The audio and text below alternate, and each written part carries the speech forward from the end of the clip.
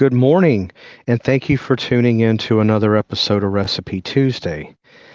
I have a pretty nice recipe that even I want to try because I do like the taste of onion in my burgers. What I have is a recipe called Oklahoma Fried Onion Burgers, and there's a couple of parts to the recipe. So I'll give you the first part, and then we'll go into the second part that has to do with putting the sauce together. So for the hamburger, what you're going to need is 1 pound of ground beef, one yellow onion sliced into thin cut half moon shapes, sliced American cheese, half tablespoon of vegetable oil. I would probably go canola instead because I like the taste of it better, or even a little bit of olive oil if you prefer. Salt and pepper, cooked bacon, that's optional. Pickle chips, also optional. And hamburger buns. Now, for the secret ingredient burger sauce, you're going to need 1/4 cup of mayonnaise, 1/8 cup of ketchup, 1/4 teaspoon of garlic powder, 1/8 teaspoon of ground red pepper, 1/8 teaspoon of salt, 1/4 teaspoon of yellow mustard, half teaspoon of dill pickle juice, 1/8 teaspoon of ground black pepper. Now, do you really have to use the red pepper and the black together? I don't see why you would have to. I guess you could do a swap out and do one for the other. Um, and I guess for those that do like it, if you didn't want to use mayonnaise, you could use Miracle Whip in its place. I don't see why that wouldn't hurt. Now, if you want, you don't have to use ground beef. You could also grow ground turkey or some other uh, type of ground meat. In here, on this particular recipe, it's talking about ground lamb or venison, but I've never had either one of those. I don't know how difficult it is to get your hands on venison. I know you can get lamb at the store, but I myself would either stick with ground beef or turkey. If you don't want to use sliced American cheese, you can use cheddar cheese slices instead. That's, up in the air. Let's see.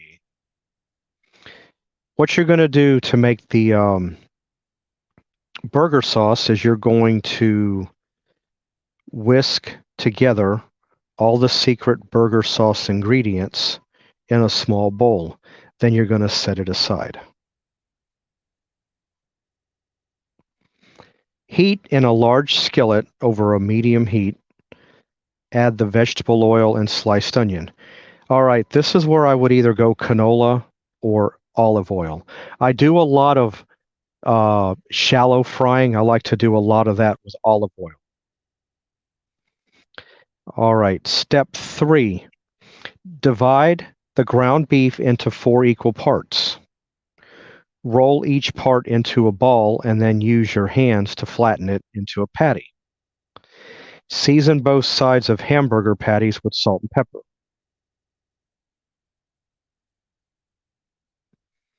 Step 4. Place the hamburger patties directly on top of the onions in a skillet. Apply pressure with your spatula to press the hamburgers and onions together. Step 5. Cook the burgers until browned on one side, then flip and cook until brown on the other side, removed from skillet. Step 6. Build the burgers with the bottom bun, burger and onions, cheese, secret sauce, and finally the top bun. All right. Step 7. add optional bacon and pickles if you want to use them. And then step 8, you just serve it and enjoy. And that's pretty much it.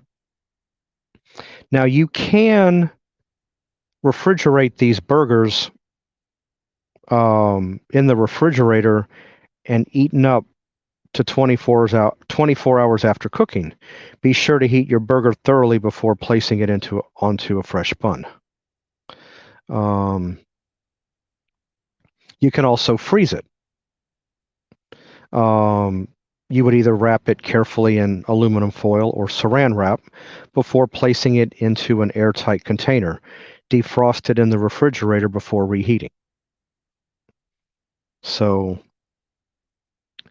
you don't necessarily have to use certain things when it comes to this recipe. You can change it up.